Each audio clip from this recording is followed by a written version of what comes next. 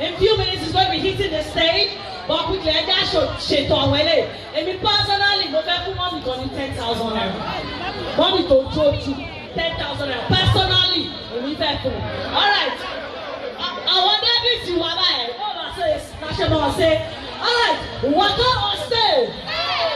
All right. I'm a faithful winner by any bench. No matter. So you have to pick whoever is leading now. Waka or stay. Waka. Waka. Waka.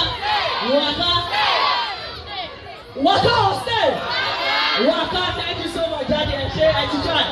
Waka or stay. Waka or stay. Waka or stay. Waka. Waka. Stay. Moving two people. So I let them move. Waka or stay. Hello, hello. We have to put one more message. Waka or